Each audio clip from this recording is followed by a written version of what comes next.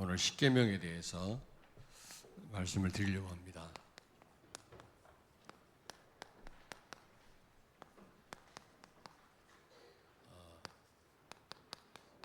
17절까지 다 우리가 읽어야 되는데 다 읽을 수는 없고요. 여러분 십계명 잘 아시죠? 십계명은 하나님이 우리에게 주신 계명의 요약인데 한마디로 말하면 하나님을 사랑하고 이웃을 사랑하라는 겁니다. 한마디로 요약하면 마태복음 22장 37절에서 40절을 찾습니다. 예수께서 이르시되 내 마음을 다하고 목숨을 다하고 뜻을 다하여 주 너의 하나님을 사랑하라 하셨으니 이것이 크고 첫째 되는 계명이요 둘째도 그와 같으니 내 이웃을 내 자신같이 사랑하라 하셨으니 이 두 계명이 온 율법과 선지자의 강령이니라. 아멘. 아멘. 강령이란 말이 무슨 말입니까? 아주 중요한 핵심이란 말이거든요. 중요한 핵심. 다시 말하면 신앙생활의 중요한 강령이다, 지침이다. 아주 중요한 말씀이라는 거죠. 요약의 말씀이다. 많은 하나님이 말씀을 주시지 않았습니까? 우리에게 계명을 주셨는데 그거를 좀 정리하자면은 십계명으로 정리를 할 수 있는데 이거를 한마디로 말하면 하나님을 사랑하고 이웃을 사랑하라는 겁니다. 이게 신앙생활의 중요한 지침이고요. 핵심입니다. 핵심. 어떻게 보면은 창조 목적이기도 하거든요. 하나님의 형상으로 지음 받았다. 그 말은 하나님과의 관계 아닙니까? 하나님을 사랑하란 말이고, 그리고 또 모든 걸 정복하고 다스려라. 그 말은 이웃을 사랑하라는 말이거든요. 이웃과의 관계를 말씀하는 겁니다. 그래서 굉장히 중요한데요. 여러분들이 오늘 이 말씀을 제대로 이해를 하시고 정말 여러분의 삶이 우리 교회를 살리고 많은 공동체를 살리는, 사실은 이 계명을 주신 이유는 출애굽기에 보면 계속 어떻게 해라 하지 말아라는 그런 이제 말씀들이 쭉 나오는데 이스라엘 공동체를 유지하기 위한 말씀이거든요.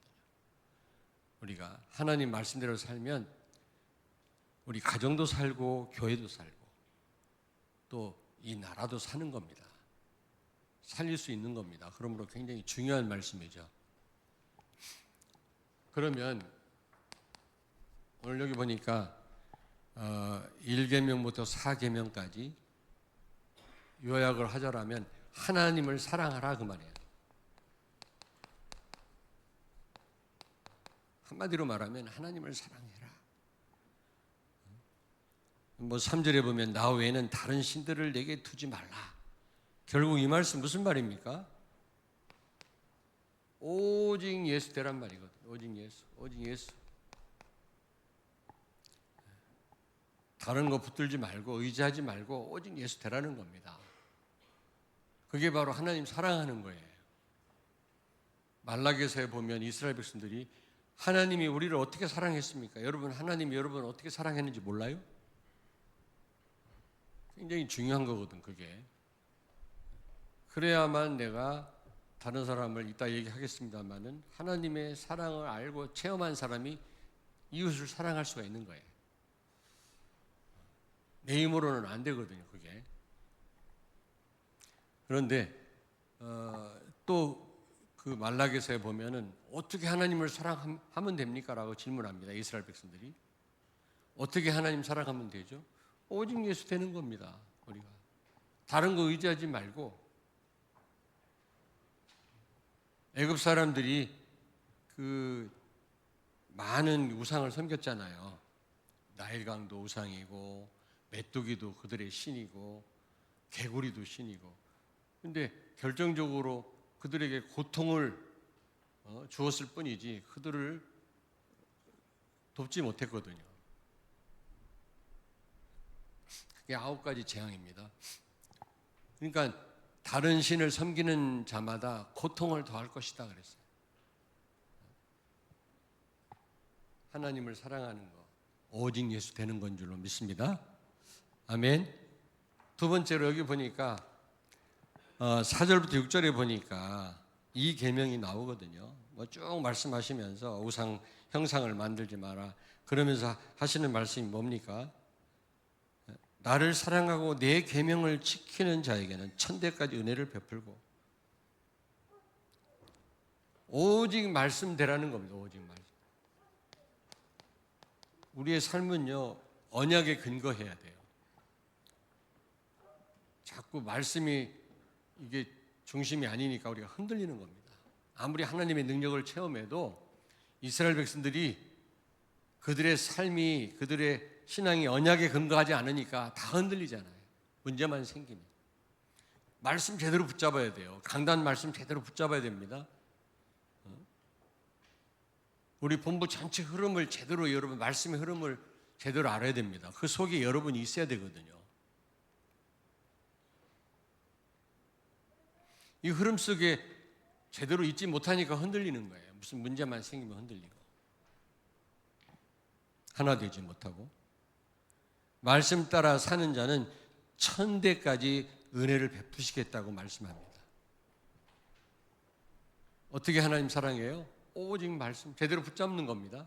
심지어 바울은 어떻게 했어요? 사도행전 18장 5절에 말씀에 붙잡혀 그랬어요. 하나님 사랑하는 사람이에요. 여러분이 부모님을 존경하고 사랑하면 부모님 말씀 제대로 여러분 듣잖아요. 순종하고요. 부모를 사랑하지 않고 무시하는 자식은 부모 말 듣지 않습니다. 지 멋대로 살지. 어떻게 하나님 사랑하면 됩니까, 여러분?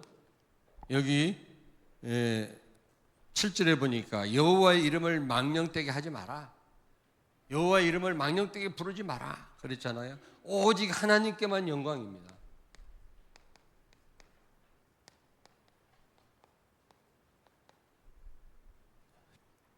여러분 오직 하나님께만 영광 돌리기를 바랍니다. 혹시 남은 영광이 있다면 다른 사람에게 돌리세요. 자기를 드러내거나 우리는 반사체에 불과하다고 그랬잖아요. 형상으로 지음받았단 말은 우리가 원형이 아닙니다. 원형은 하나님이시거든요. 그러므로 우리의 삶과 우리의 모든 것을 가지고 하나님을 나타내야 돼요. 그리스도를 나타내야 돼요. 반사체입니다.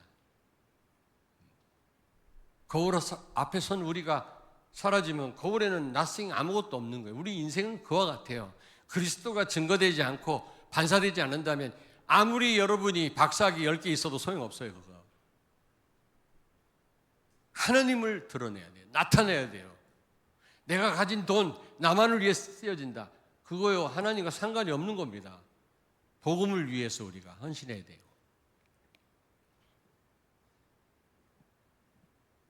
네 번째입니다. 사계명에 보니까 안식일에 대해서 말씀하잖아요. 안식일.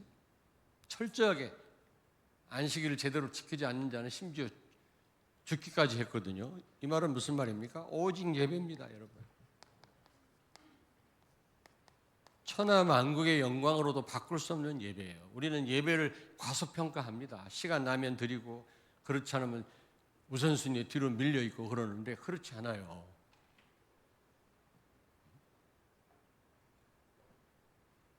안식일이 주일로 바뀌었습니다만은 한 주의 마지막 날이 안식일 아닙니까? 구약시대 때 사람들은 영원한 안식을 내다보고 일주일을 시작했거든요. 우리는 이미 주 첫날 아닙니까? 주일은 안식을 얻은 자들로서 일주일을 승리하며 사는 겁니다. 구약의 백성들하고 우리하고는 완전 다릅니다. 여러분들이 이미 영원한 안식을 소유한 줄로 믿습니다. 행복의 근원 되시는 하나님이 여러분 안에 계시잖아요. 그 축복을 누리면서 일주일을 사는 거예요. 그러나 구약의 백성들은 오실 메시아를 바라보고 살았어요. 안식을 내다보고 한 주간을 시작했다니까. 그거하고는 천지 차이죠. 안식일을 거룩하게 구별되게 지켜라. 확실하게 준수해라. 근데 우리는 의무로 하면 안 되지. 나를 구원하신 하나님께 영광 돌리는 날 아닙니까? 최고로. 그게 예배 아닙니까? 하나님의 그 넘치는 은혜를 받는 시간 아닙니까? 예배 시간이 막 기다려져야 돼요. 아멘. 지금 4계명, 1계명부터 4계명까지는 하나님에 대하여, 5계명부터는 10계명까지는 이웃에 대한 계명인데, 어떻게 하면 우리가 하나님을 사랑할 수 있겠냐? 결국은 이 4가지입니다. 4가지. 오직 예수, 오직 말씀, 오직 하나님께만 영광, 오직 예배.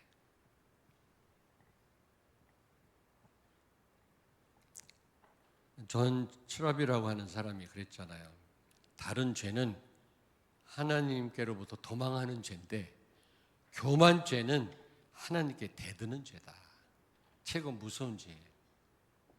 여러분, 오직 하나님께만 영광 돌리기를 바랍니다. 모든 게 하나님 은혜 아닙니까, 여러분? 구원에 관해서 내가 한 게 있나요? 지금까지 살아온 것 전부 하나님 은혜 아닙니까? 하나님께만 영광 돌리셔야 돼요. 그게 하나님을 사랑하는 겁니다. 자, 그러면 이웃 사랑입니다. 이웃을 사랑해라. 결국 10계명은요. 어떻게 하는 것이 이웃 사랑입니까? 여러분이 하나님을 사랑합니까? 그럼 반드시 이웃 사랑으로 표현되고 나타나야 돼요. 무슨 얘기인지 아시겠습니까? 요한일서 4장 20절을 찾습니다. 누구든지 하나님을 사랑하노라 하고 그 형제를 미워하면 이는 거짓말하는 자니 보는 바 그 형제를 사랑하지 아니하는 자는 보지 못하는 바 하나님을 사랑할 수 없느니라. 아멘. 아멘. 여러분, 눈에 보이는 부모를, 형제를 사랑하지 않는 사람, 어떻게 눈에 안 보이는 하나님을 사랑할 수 있겠냐? 그래서 맞는 말 아닙니까? 눈에 안 보이는 하나님을 정말 사랑하는 사람은 눈에 보이는 이웃을 사랑할 수밖에 없는 거예요. 하나님 사랑은 반드시 이웃 사랑으로 표현돼야 돼. 하나님 사랑한다 하면서 이웃을 멸시한다. 거짓말이에요. 거짓말이라고 그랬어요. 분명히. 다시 말하면 부모 관계입니다. 부모 관계. 부모와의 관계입니다. 부모를 공경하라. 5계명이 그랬잖아요. 정말 하나님을 사랑하는 사람은 눈에 보이는 부모를 공경할 수밖에 없다. 무슨 얘기인지 아시겠죠?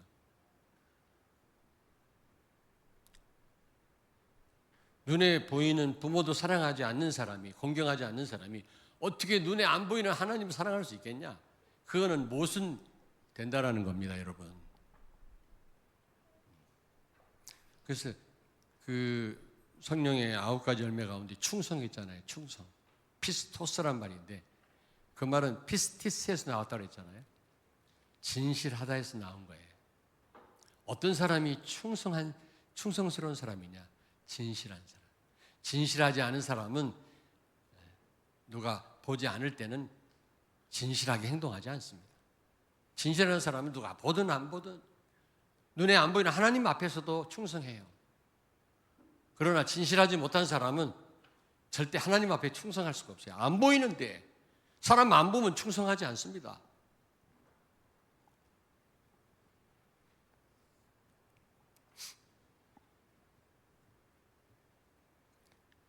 자, 두 번째는 여러분 여기 결국에는 여러분 잘 아시잖아요. 여기 보니까 6계명에 살인하지 말라, 7계명 간음하지 말라, 도둑질하지 말라, 이웃에게 거짓 증거하지 말라, 탐내지 마라 쭉 그렇게 했는데 이거는 두 번째 부부관계입니다. 부부관계. 다른 말로 얘기하면 이성관계죠. 이성관계. 남녀관계. 예수님은 자신을 신랑이라고 말씀하시고 우리를 신부라고 말씀하잖아요. 그렇게 표현을 하셨고 설명하셨는데, 다시 말하면 예수님은 교회를 위해서 죽기까지 사랑하셨다고 그랬어요. 그러면 신부된 우리는, 교회는 주를 위하여 죽기까지 복종해야 된다는 말입니다. 여러분, 무슨 얘기인지 아시겠습니까? 우리가 그런 사랑을 입었잖아요. 죽기까지 우리를 사랑하셨어요. 십자가에 죽기까지. 그게 신랑 되신 예수 그리스도입니다. 그렇다면 신부된 교회는 죽기까지 복종해야 되지 않겠습니까? 그 말씀에. 결국 저는 그런 말이라고 생각을 합니다. 부부 관계도 마찬가지, 이성 관계도 마찬가지. 최고의 스승은 사랑하는 사람이란 말이 있더라고요. 목사님 말보다도 자기가 좋아하는 사람 말 들어요. 아니, 젊은이들의 데이트할 때 보면, 그러니까 결혼하기 전에 확실히 신앙생활 확실하게 짚고 넘어가야 돼요. 서로 사랑할 때. 결혼하면 또 마음 바뀌어. 무슨 얘기인지 알겠죠? 결혼하기 전에 확실히 복음 집어넣고 결혼하라고. 혹시 복음이 희미하면.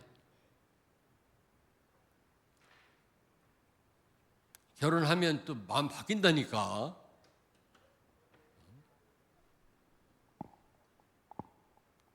데이트할 때는 막 잘하는 것처럼 보이지? 속는 사람 많더라고. 그래서 오랫동안 막 코피 터지는 사람이 많아요. 창세기 3장 문제를 우습게 알면 안 돼요, 사단을. 어떻게 되겠지. 피눈물 흘리는 그런 부부들 많이 봤어요.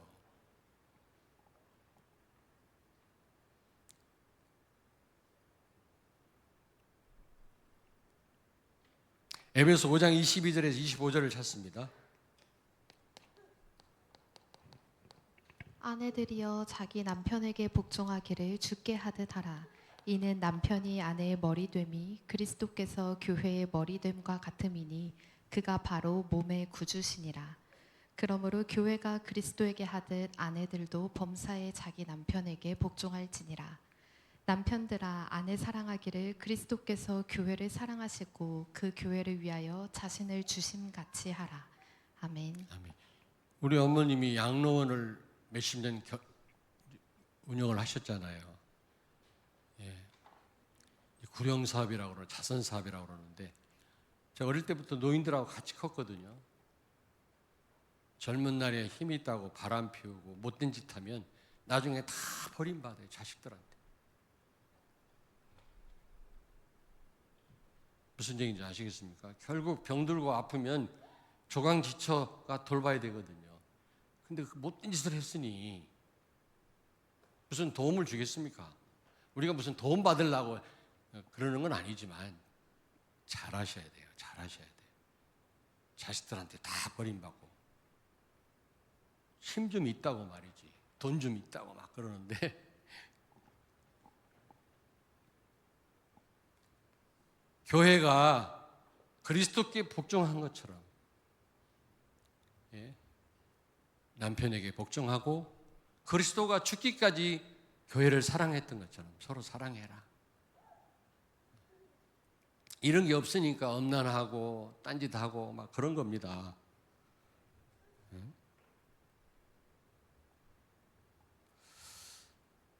그러면서 세 번째로 부자 관계를 말씀하죠. 부자 관계. 부모와 자식과의 관계죠. 부모가 자녀에게, 또 자녀는 부모를 통해서 하나님을 더 깊이 깨달아 갈 수 있는 겁니다. 하나님은 아버지고 우리는 그의 자녀 아닙니까? 자녀를 키우면서 뭘 배웁니까, 여러분? 이럴 때 하나님이 마음이 많이 아프셨겠구나. 자녀를 통해서 부모가 마음 아플 때, 하나님도 마음 많이 아프시겠네, 우리 때문에. 철없는 우리 때문에. 부부 간에도요, 많이 배워요. 하나님 사랑을 배운다니까. 부부 간에도.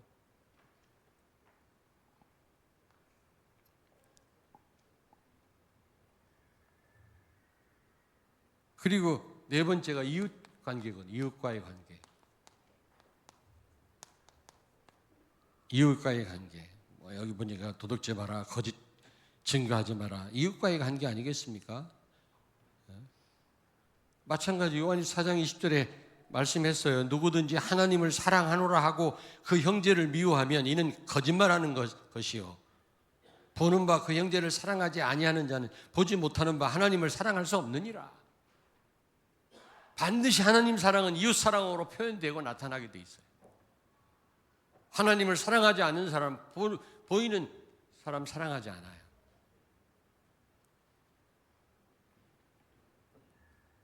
말을 잘못했나? 예.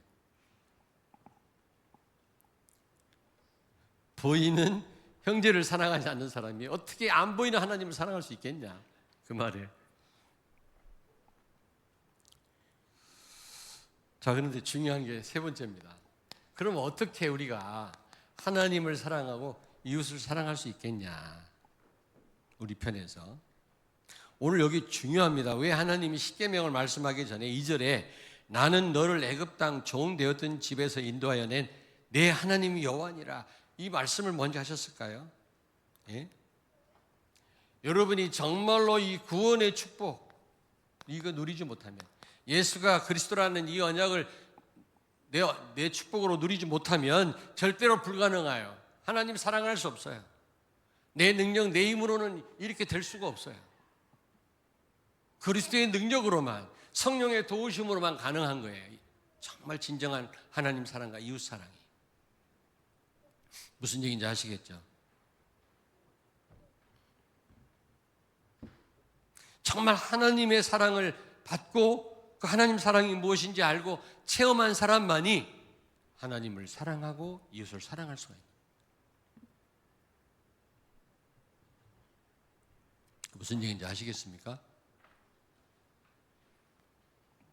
근데 여러분이 뭐 사랑이 부족합니까? 감사할 이유가 별로 없습니까? 불신자들은 감사할 이유가 있을 때 감사해요. 사랑받은 만큼 또 그때 표현을 하잖아요. 그러나 우리는 이미 다 받았어. 그래서 사랑은 받아야 우리가 누굴 사랑하는 게 아니라 우리는 이미 다 받았어요.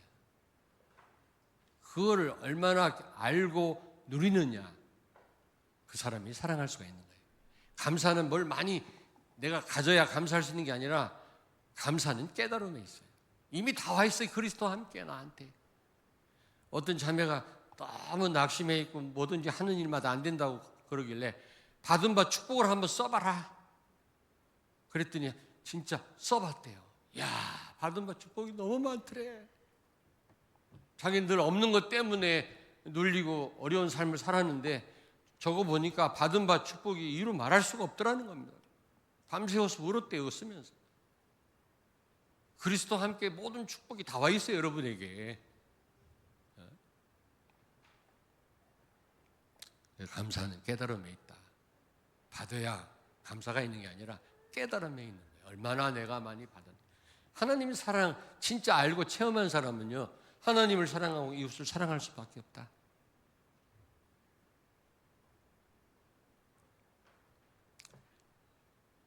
여러분 마태복음 읽었습니다마는 22장 37절에서 38절에 보니까 예수님 분명히 말씀했어요. 마음을 다하고 목숨을 다하고 뜻을 다하여 하나님을 사랑해라 그랬잖아요. 여러분 마음을 다한다는 말은 뭐예요? 진정으로, 진심으로, 머리로만 지식 말고 내 마음으로 정말로 하나님을 사랑해야 된다.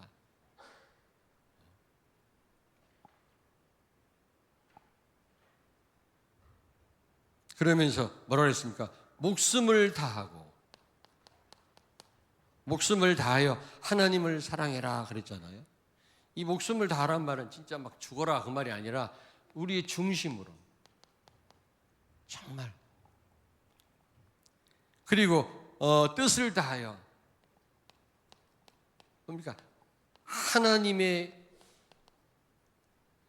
내 계획이 일치되는 것을 의미합니다. 내 계획대로가 아니라 하나님의 계획대로 내 모든 삶의 방향을 맞추는 것입니다. 그게 하나님을 사랑하는 거예요. 부모는 이걸 원하는데 자식은 자꾸 다른 걸 한다. 부모 사랑하고 공경하지 않는 거거든요. 부모가 틀렸다면 몰라도 맞는데,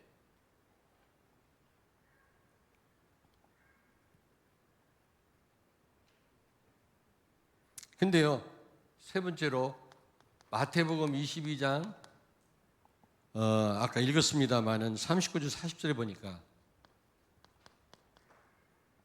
예수님 뭐라고 말씀합니까? 내 이웃을 내 자신같이 사랑해라 그랬어요. 내 자신같이. 무슨 말입니까? 그 말은 여러분, 성도는요 같은 지체. 예수 그리스도가 머리 되시고 우리는 같은 지체입니다.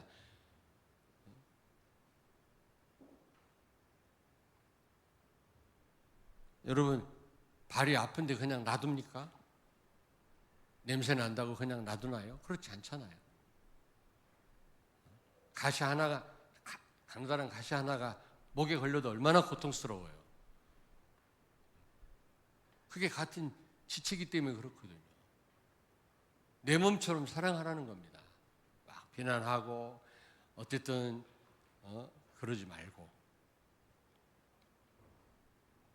기다려주고 수용하고.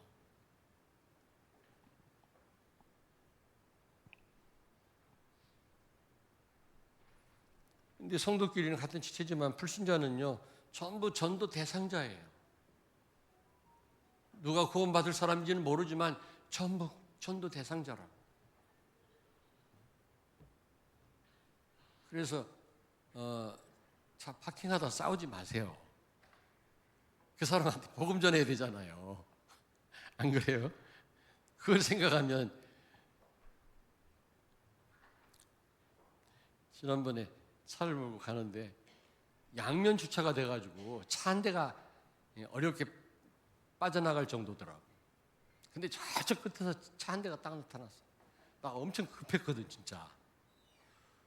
확 들어섰다가 혹시 저 사람이 복음 받을 사람인지도 몰라, 아니면 우리 교회 성도인지도 몰라, 쭉 뒤로 뺐어. 이게 바빠 죽겠는데 한참 들어갔다가 뒤로 뺀다는 게 쉬운 일이 아니라니까. 다 쉬운 것처럼 그러는데 여러분 같으면 어떻게 하겠어요? 그래서 제가 뒤로 빼가지고 저 사람도 구원받을 사람인지도 모르고 나를 통해서 복음받을 사람인지도 모르고 또 우리 성도인지도 모른다 싶어가지고 쫙 빼. 지나가는데 우리 교회 집사님이라 가운데 만나가지고 서로 막 그랬으면 참 얼마나 쪽팔렸겠습니까 이게. 옆집 사람하고 막 싸웠는데 나중에 그 사람 복음받을 대상일 수도 있어요.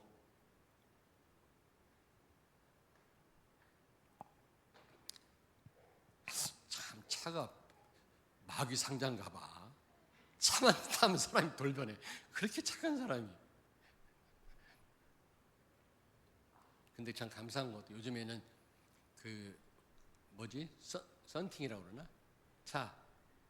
그래서 안에 안 보이니까 다행이야. 얼굴 보면 서로 화낸 얼굴 때문에 서로 싸우겠는데 안 보이니까 뭘 하다가 그냥 안 보이니 그냥 간다고. 참 다행이다 싶어요.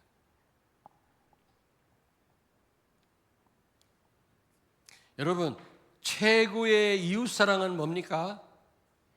전도 선교입니다. 영원한 생명을 얻는 것입니다. 그것보다 큰 이웃사랑은 없어요. 어려울 때 도와주고 힘들 때 같이 그 어려움을 나누는 것도 중요하지만 또 기쁨도 같이 나누는 거 중요합니다, 여러분. 축복도 나누는 게 중요해요. 어떤 사람은 축복 받았을 때 질투하고 미워해요. 그러지 말고 같이 기뻐해 주세요. 그러면 그 축복, 기쁨이 배가가 됩니다. 막 질투하는 사람이 있어요. 어떤 분이 교회다, 다른 교회에 헌금을 많이 했다고 하길래 저는 너무 잘된 일이다. 복음을 위해서 그렇게 헌신을 했으니 왜 우리 교회는 왜 그럴까가 아니라 필요하면 하나님 또 주시겠지, 우리 교회도. 너무 잘 됐네.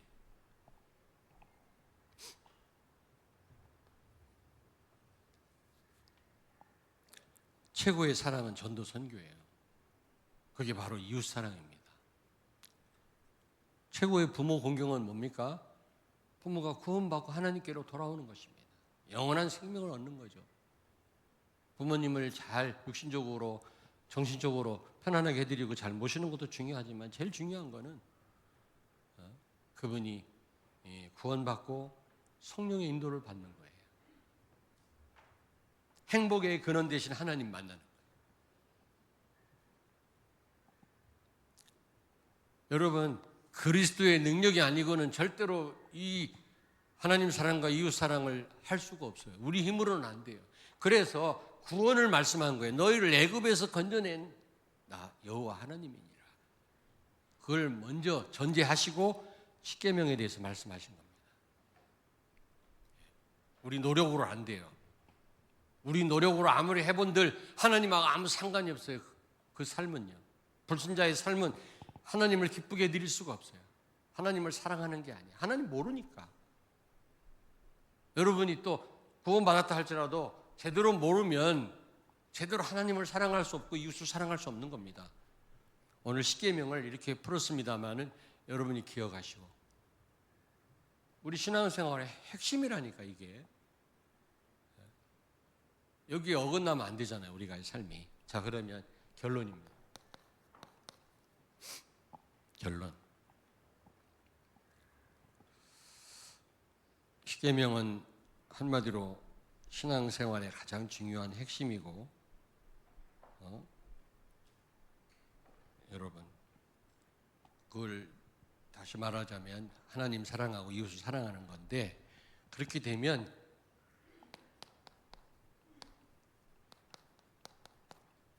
공동체를 살려요. 공동체가 유지가 되는 겁니다. 사회도 마찬가지. 왜 법이 왜 있어요? 여러분, 법이 없으면 사회가 혼란하고 무너집니다. 그렇잖아요. 여러분 법 때문에 불편할 때가 있지만 그 법이 없어 보세요. 도로교통법이 없다. 난리 납니다. 큰일 납니다. 안전할 수가 없죠. 하나님이 우리에게 법을 주신 우리를 불편하게 하려고 하는 게 아니라 교회 공동체를 유지하도록 하기. 우리 가정을 하나님이 보호하시기 위해서 심지어 이 사회 이스라엘 공동체를 보호하시기 위해서 주신 거예요. 우리를 위해서 주신 거라니까 그렇게 하시면 되는 겁니다. 이렇게 될 때 여러분이 237 나라와 5천 종족 살리는 문이 열려요.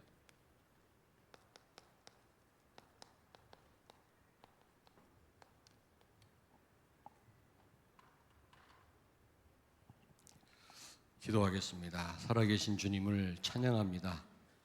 오늘 말씀을 통해서 우리가 어떻게 하나님을 사랑하고 이웃을 사랑해야 되는지 우리로 하여금 알게 해주시고 또 그렇게 살아야만 하는 이유를 알게 해주신 것을 감사합니다. 정말 하나님을 사랑하고 이웃을 사랑하는 우리 성도들을 통해서 교회 살리고 이 시대를 살리고 237 나라와 5천 종족을 살리는 응답을 받게 해 주옵소서. 예수님 거룩하신 이름으로 기도하옵나이다.